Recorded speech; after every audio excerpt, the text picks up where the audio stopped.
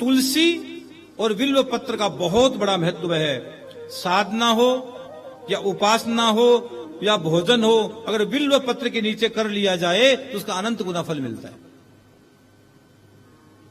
अगर बिल्व पत्र के नीचे साधना, उपासना, भोजन और भजन, अगर किसी बिल्व वृक्ष के नीचे अगर आप 12 ब्राह्मण भोजन करवा देते हो तो शिव महापुराण कहती कि दरिद्र व्यक्ति भी धीरे धीरे धनवान होने लगता। 12 ब्राह्मण, और क्या खिलाना है? खीर और मालपुआ। क्या खिलाना है? खिलाना है, खाना नहीं है। खाना बाद में, आप तो पहले खुद खा ले फिर ना। महाराज जी सब बात याद दिया करो, पहाड़ों में यहाँ केदार में खाने की बात मत याद दिलाओ हैं। अरे हमारे लिए कल सुधीर भैया जलेबी लेके आए वहां से, और जलेबी नहीं जलेबा ही है, बड़ा बड़ा 1 किलो का एक जलेबी है। इनका प्रेम है, बहुत प्रेम करते हैं हमसे, आत्मीय प्रेम है। और इनके जीवन में एक चीज और झलकती है कि संत के चरणों में रहते हैं, इनके व्यक्तित्व से झलकता भी है। ऐसा लगता नहीं कि स्वामी जी के साथ इनका हर पल, लेकिन झलकता ही, इनका व्यक्तित्व झलकता है। और संतों के पास जो रह गया उसका जीवन अलग हो जाएगा। जो व्यक्ति संतों के पास बैठ गया उसका जीवन निश्चित अलग होगा। उनको पता होता है क्या है क्या नहीं है। संतों के पास रुक जाना, बैठ जाना बहुत जन्म जन्मांतर का सौदा होता है मेरे बहन भाई। अरे एक संत के पास यूं बैठ जाना निष्फल नहीं जाता है। जो व्यक्ति अपने जीवन की पूरी जवानी वहां खपा दे उसका व्यक्तित्व ऐसे जा सकता है? उनको मिलना ही मिलना होता है। संत कहीं ना कहीं किसी न किसी रूप में उसको प्रदान करते। हाँ, गुरु की छाया, संतों की छत्र छाया अगर जिसको मिल जाए क्या चाहिए? पेट सब भरते हैं लेकिन आनंद हर व्यक्ति नहीं कर सकता है। आनंद तो जो भगवान का भजन करने वाला होगा, संतों के निकट रहने वाला होगा, वही व्यक्ति भजन का इसका आनंद ले सकता है। और आनंद हर व्यक्ति को लेना भी नहीं आता है। पैसा भी हर आदमी को, पैसा है लेकिन यूज नहीं करना आता हर आदमी को। पैसा लगाए कहां, हर व्यक्ति के बस की बात नहीं है। भोजन पड़ा है, खाना नहीं आता, खाए तो कैसे खाए? तो ये तो प्रारब्ध की चीज है। ये तो कृपा के बगैर ये साध्य है, और कृपा साध्य नहीं है। कृपा है, वो अनायास ही आएगी। वो उससे साधन नहीं करना पड़ेगा, बस समर्पण रखना पड़ेगा, भाव रखना पड़ेगा, कृपा अपने आप दौड़ी आएगी। तो भोजन, उपासना और साधना अगर बेलपत्र के पेड़ के नीचे बैठकर कर ली जाए तो उसका फल अनंत अनंत गुना हो जाता है। और आगे सुनो, कोई व्यक्ति, अब मैंने क्यों कहा एक पेड़ लगा देना? जो संस्कार के साधक है और जो मुझे फॉलो करने वाले साधक है, मैंने क्यों कहा कि पेड़ लगाना बेलपत्र का? इसलिए मैंने कहा, एक यहां लिखा गया है, एक बिल्व वृक्ष को लगाने का इतना फल है 1 करोड़ मंदिर बनाने का। अगर कोई व्यक्ति 1 करोड़ मंदिर बनाता है, 1 करोड़ मंदिर बनाता है और एक बेलपत्र का पेड़ लगाता है, उतना का उतना पुण्य प्राप्त हो जाता है। मंदिर बनाना, कुआं बनाना, तालाब बनाना, बावड़ी बनाना, उद्यालय बनाना, गौशाला बनाना, नक्षत्र चलाना, ये अद्भुत चीजें हैं। लेकिन इसमें यह लिखा गया है कि 1 करोड़ मंदिर बनाने का पुण्य प्राप्त हो जाता है एक बेलपत्री लगाने से।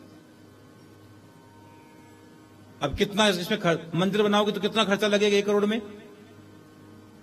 बताओ, कोई गिनती नहीं, अनगिनत हो गया। लेकिन एक बेलपत्र तो आराम से लगा सकते हो। लेकिन सबसे बड़ी बात है लगाना नहीं, उसको पालना भी है। ऐसा नहीं कि मनुष्य ने कह दे लगा के छोड़ दो, पानी को और डालता रहेगा, नहीं, उसको पालो, बड़ा करो। और जैसे बेलपत्र बड़ा होता जाएगा आपके जीवन की ऊंचाइयों पर पता नहीं आप कहां से कहां पहुंच जाओगे। आपका इह लोक परलोक दोनों सुधार देगा बेलपत्र।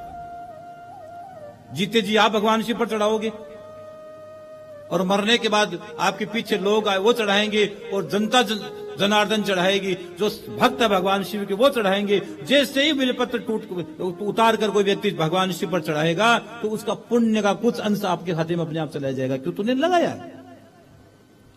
क्या किया तूने? लगाया। और आज तो वैसे व्यतिपात योग है, रविवार है, सप्तमी तिथि है, इसलिए ये मैं सोच के नहीं आया था। आप ये मत सोचना कि हम लोग तैयारी करके यहां कर बैठते, नहीं, वो बुलाता है। केदार भगवान, और हम बोलते हैं। हमारी वाणी में इतना कहां सामर्थ्य है कि हम कथा गा दें? हम जैसे पतित से पतित व्यक्ति क्या कथा गा सकता है? ये तो ठाकुर की कृपा का प्रसाद है जो हमसे बुलवा बुलवा कर आपके पास भिजवा रहा है। हम भी नहीं जानते हम क्या बोल रहे होते। ये तो मां सरस्वती, वाग्देवी सरस्वती को कृपा करती है। तो इसीलिए हम आपसे कह रहे, हो सकता है कि मेरी बात सुनकर कितने लोग अपना जीवन का कल्याण कर सकते हैं। छोटी सी बात है, लेकिन एक बेलपत्र का पेड़ आपको लगाना है। आज हम थोड़ी सी देर 10 मिनट बेलपत्र पर बोलूंगा मैं। बोले कि नहीं? बोलो, बोले, चलो बोल। और बिल्वपत्र कब प्रकट हुआ था? सबसे पहले बिल्वपत्र की उत्पत्ति कब हुई थी? श्रावण मास में। श्रावण मास में बिल्वपत्र की उत्पत्ति हुई थी। और श्रावण मास किसको प्रिय है? भगवान शिव को प्रिय है। और श्रावण मास में आपका बेटा कहां रहता है हर साल? जोर से बोलो। उज्जैन में कौन है? महाकाल। उज्जैन में महाकाल है, 84 महादेव है, 9 नारायण है, 7 सागर है, क्षिप्रा मैया है, राम घाट है, भैरव भगवान है, काल भैरव।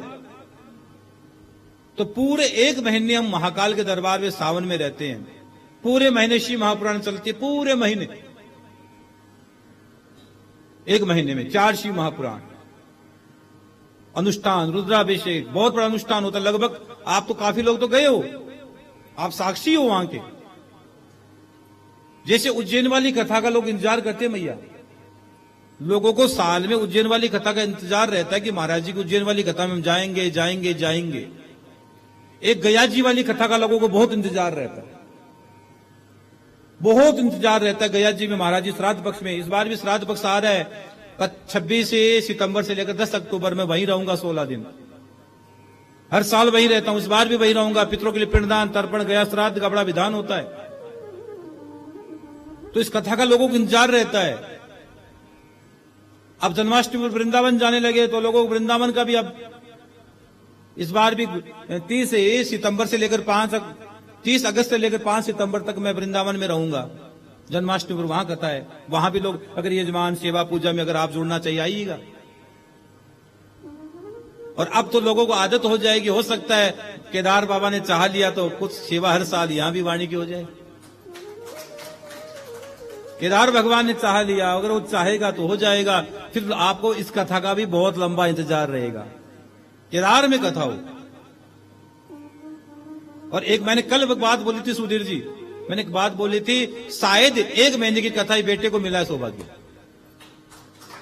केदार क्षेत्र में, केदारनाथ के दरबार में, पंच केदार के चरणों में बैठकर 1 महीने तक शिव महापुराण कथा गाने का कोई सौभाग्य भगवान शिव ने प्रदान किया। जहां तक मेरे, अब संत तो अनवरत गाते हैं, यहां तो अनवरत शिव कथा चलती रहती है, शिव नाम गाया जाता है। लेकिन जहां तक मुझे हो सकता, मैं गलत भी हो सकता हूं, लेकिन जहां, और संस्कार टीवी तो पहली बार जा रही।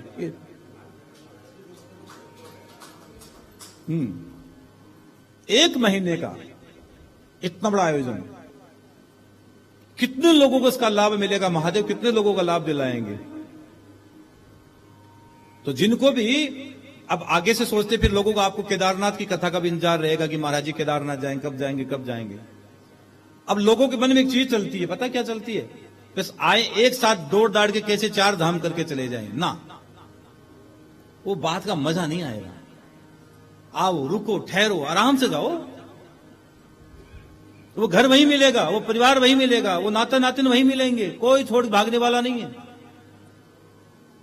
और अंतिम समय कथा तुम्हारी बहुत काम लगेगी।